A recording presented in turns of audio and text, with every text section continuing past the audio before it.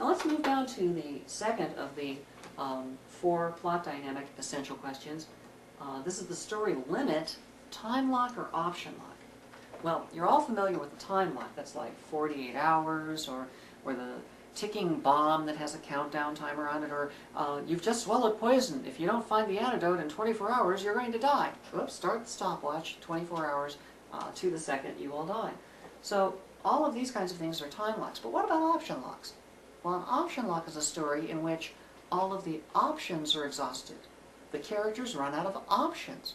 Like, you have 3 wishes and only 3. And if you use them all up when you use the last wish, that's it. You're out of ammo. Or, speaking of ammo, you've got 100 rounds of ammunition to hold off the native warriors. When those 100 rounds are gone, you're finished. So you have to figure out the very best way to use them, how to dole them out. That's an option lock story. Question is then, is your story best brought to a close by the characters running out of time or running out of options? Well, why do you want to put a lock on your story at all anyway? What purpose does it serve?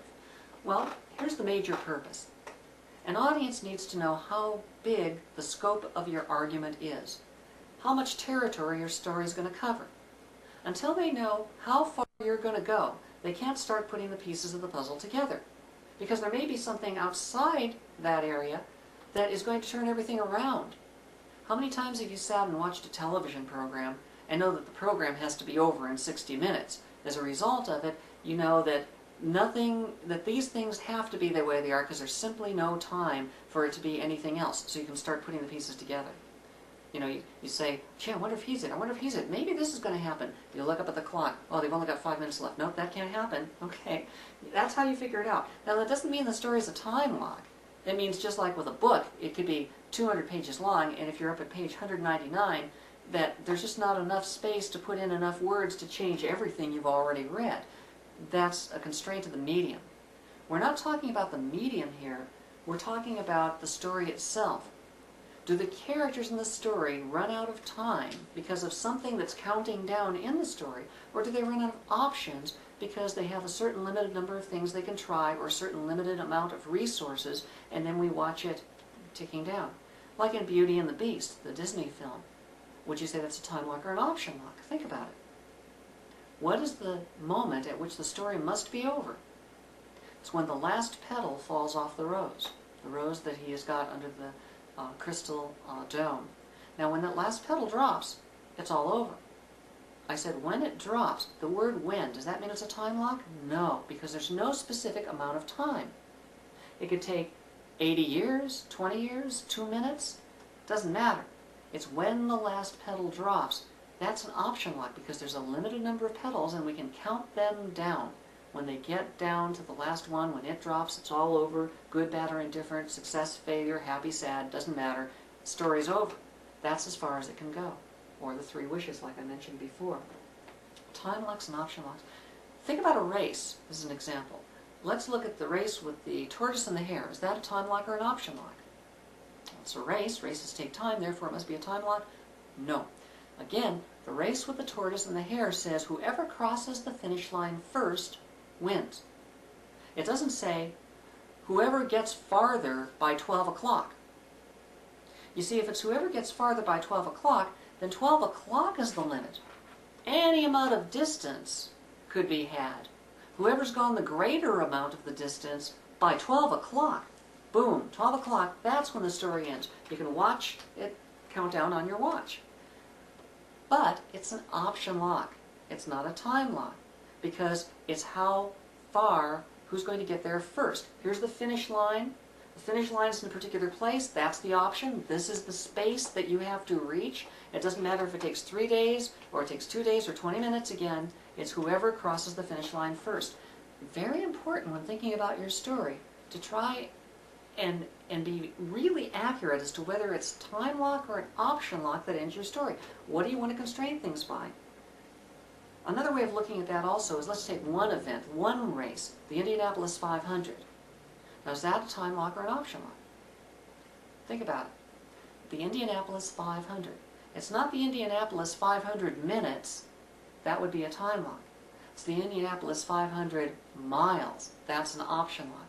They have a distance to cover, And some years they cover it in a large amount of time and some in a little bit of time. It depends on the caution flags, number of accidents, a lot of weather conditions. The point is, it doesn't matter how long it takes. Just like a marathon is not a time lock. The Indianapolis 500, fast cars moving very quickly. Everybody's looking at how long it takes them to get past each lap. Everybody's trying to see if they beat previous times, but the race itself is an option lock. Now the time trials to get the pole position, that's a time lock that happened before the race. Because when you're trying to beat a specific time, this guy's gone through and it's taken him this long. He sets the time. Now the moment he sets the time, it's time lock because everybody's trying to beat that time or beat somebody else's time to get the best pole position. Then you have a certain amount of time and you have to see how, if you can beat that amount of time to go the same distance. So now you're racing against the clock. Okay? Same distance, racing against the clock, rather than racing against each other. So time locks and option lock, they're a little difficult to figure out sometimes. It's not as easy as one might think. It's also complicated by the fact that in a lot of stories you'll find both in operation, but only one draws the story to a conclusion. For example, we'll take a little look here in Star Wars, or actually we won't use Star Wars, so I'll tell you about Star Wars. Star Wars, is that a time lock or an option lock? Well, you look to the end of it and you say, Death Star approaches within range in 15 minutes or whatever it is. And you say, well, that's a time lock. Not true. You see, Star Wars, how long did it take? How long did the whole thing take? 2 days? 2 weeks? We don't know. Star Wars took as long as it took because it's set up at the very beginning that the rebels are trying to get some plans that will help them destroy the Death Star. When rebels and Death Star come together, however long it takes, just like the petals falling off the rose in Beauty and the Beast, that's when the options have been exhausted. That's when the final option clicks in place. That is an option lock. However, in the story, to make it more exciting, there is another lock put on as a superimposition, a template on top of things. That is the time lock that the Death Star will be here in 15 minutes. Now, we didn't know how long it would take from the beginning of the story. We knew how big the story would be, the scope of the argument, because it's when the rebels get up next to the Death Star, when the two get in the same place, that's when the climax will be arrived at. That's when the story has to come to a conclusion. But you can put other locks on it. An example of a story in which this is not done very well, even though the rest of the movie is wonderfully told, is Speed, the original movie Speed. Is that a time lock or an option lock? What brings the story to a conclusion? Well, let's see. At the end of the story, we know that if they drop below 50 miles an hour, the bus is going to blow up. And we watch that he's put the bus on kind of autopilot by rigging it up with some straps. And just as it approaches that plane, now, look at it again. It's not running into the plane that makes the bus blow up. It blows up just before it gets there. They did that on purpose. Why did they do that? Because it's dropping in miles per hour and it gets down to 52, 51, 50, then it hits 49 just before it gets to the plane and then it blows up. Problem is, even though that's an option lock story, an option because there's no amount of time, it's just if it should drop below 50 miles an hour to blow up. It's an option lock ending, but it was a time lock beginning. They set up a time lock. Time lock where? Didn't they say right at the beginning if it dropped below that it would blow up? Yes. But what was the first thing they said? They said on the phone, the villain says to the hero, okay, I've got a bomb on board. And it's set to go off at 11 o'clock. Okay? And, in fact, he uses his gold watch they gave him when he retired because his fingers got blown off in an explosion. He uses that gold watch on the bomb, and we see it and recognize it as his gold watch on the bomb. That's part of what helps crack the case. The watch has a cracked case? No. No, the case in the story. The thing is that the bomb is going to go off at 11 o'clock no matter what. That's the limit, okay? Now, within that limit, you can put any number of constraints. Constraint 1, no passengers are allowed off the bus. Well, he gets him to allow a certain passenger off or something on the bus, and he himself gets off and everything. So that constraint can be eased a little bit through negotiation. The limit, however, cannot be because he can no longer control that watch. The watch is on the bus, and even the villain can't make it change time. That's the limit. And now, the constraint. Put a new driver on there, keep refueling, drive. Theoretically, the bus never had to blow up. but no matter what they did, it would blow up at 11 o'clock. So it feels a little weird at the end, and there's a couple of reasons why. He goes off then and he fights the villain. He goes off and he fights the villain. And that's after the bus is blown up, after the time limit, the time lock has ended. Well, when's this story going to be over, we wonder? Well, I guess when the villain gets disposed of or the hero gets disposed of, one way or another. But that's even beyond the limit. That wasn't even the limit. It's beyond the bus going below the mileage and blowing up, so why is all this tagged on?